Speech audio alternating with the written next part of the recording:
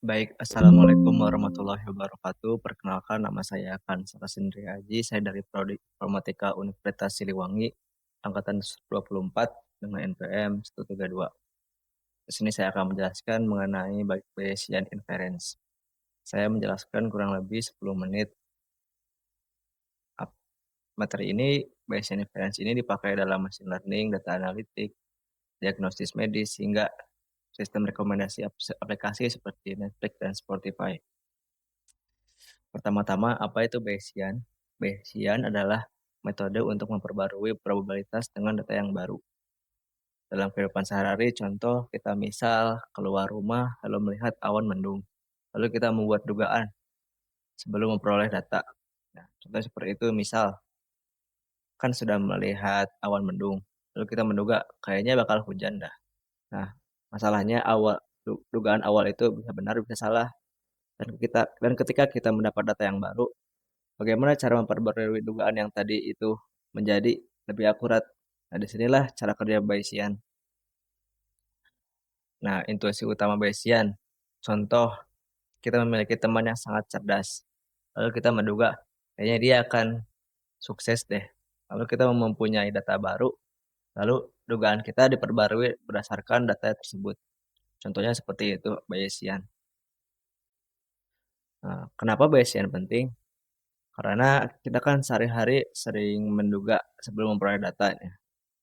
Nah, masalahnya dugaan itu kan bisa salah, bisa benar. Nah, untuk memperkuat atau meningkatkan akurasi dari dugaan itu supaya benar, dari sinilah Bayesian bekerja seperti itu. Nah, Bayesian memiliki 3 komponen inti, yaitu prior.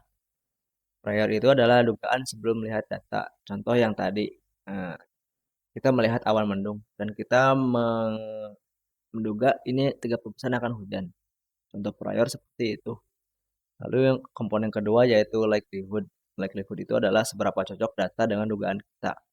Misalnya, kalau memang benar hujan tadi, ya wajar karena awannya gelap.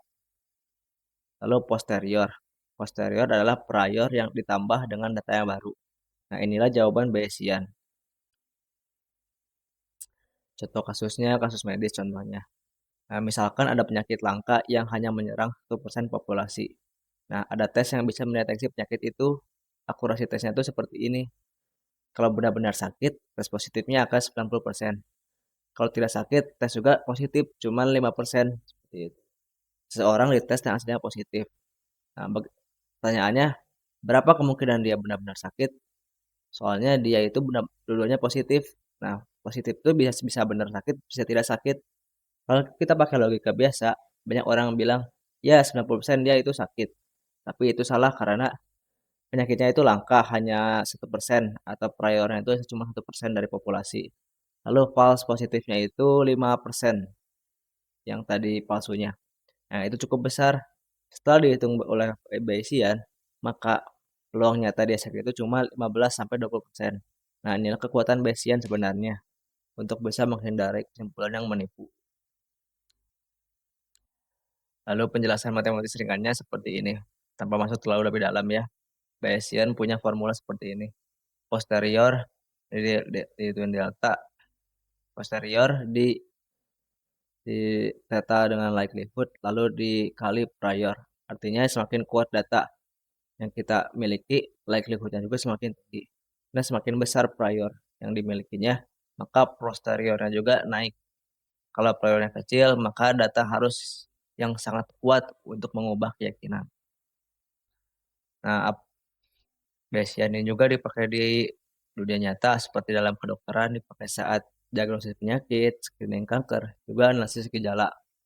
Tentu juga di AI dan statistik dipakai dalam model probabilistik, Monte Carlo Bayesian. Dengan Bayesian juga di AI dan statistik, maka AI itu tidak asal memberi keputusan yang menebak. Jadi, setiap ada bukti baru, dia selalu diperbarui datanya.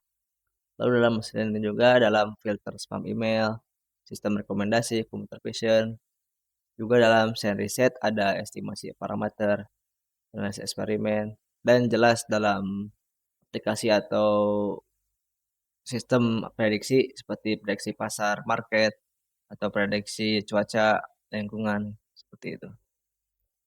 Kekurangannya dalam Bayesian. Bayesian juga memiliki kekurangan dan kelebihan. Kelebihannya fleksibel, tetap terhadap data yang baru, menghasilkan probabilitas yang realistik, juga bisa bekerja dengan ketidakpastian. Juga Bayesian juga mempunyai kekurangan, contohnya perhitungan bisa sangat berat kalau datanya sangat besar. Lalu perlu asumsi dugaan atau prior.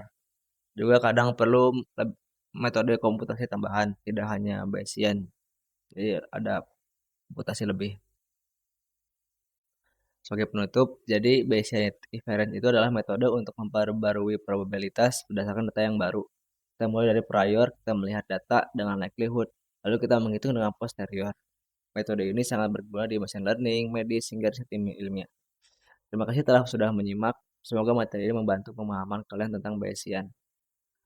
Mungkin cukup sekian dari saya, kurang lebihnya mohon maaf. Saya tutup. Assalamualaikum warahmatullahi wabarakatuh.